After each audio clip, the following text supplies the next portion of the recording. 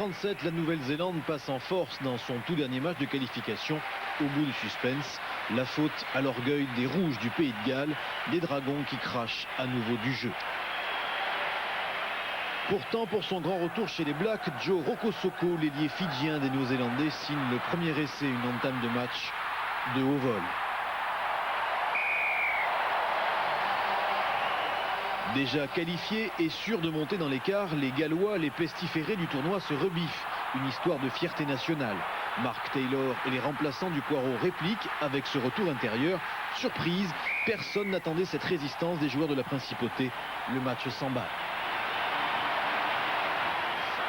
Et à la moue pour Tendre.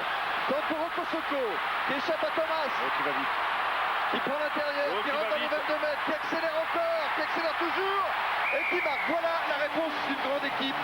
Vexé. Pénalisé les Gallois. Ouais, vite joué côté Black. Oui, avec McDonald. Et McDonald qui s'infiltre. Essai de McDonald. C'est le 3e essai des Blacks.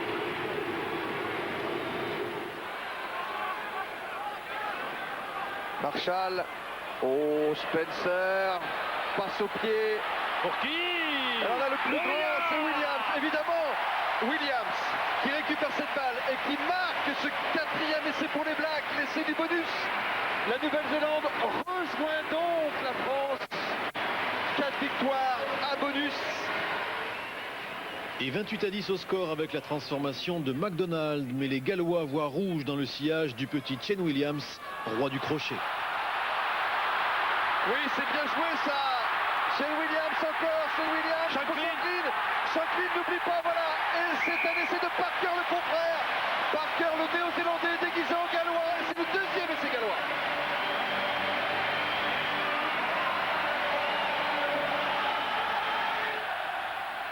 Sonny Parker et maintenant Colin Jarvis en force. 3e essai.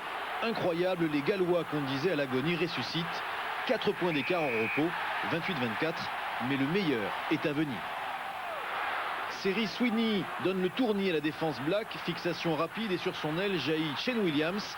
Impensable, les Gallois prennent les commandes au score, 34-28.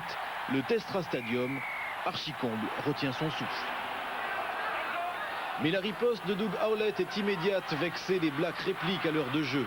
Les Gallois vont perdre définitivement pied. Plus question de rivaliser physiquement.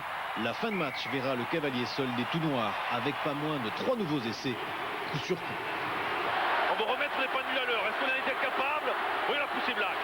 Mako, lancé, Spencer. Oui, il a pris l'intervalle. Essai de Spencer. Le voilà, le 6e essai des Blacks. Ah, les grands joueurs, on les reconnaît dans les moments importants. Cette mêlée à 5. Mako. 89 avec Marshall. Oh, il a passé les mains à Howlett. Essai de Howlett. Exploit technique de Marshall. Ça, c'est de la technique individuelle. Du jeu, du suspense, 12 essais, 90 points au total. La Coupe du Monde entre dans une nouvelle dimension, les quarts de finale. La Nouvelle-Zélande, leader de la poule D, et le Pays de Galles, son dauphin plein de panache, seront en piste le week-end prochain. On a été critiqués jusque-là. Beaucoup d'entre nous avaient à cœur de prouver leur vraie valeur, qu'ils avaient des tripes.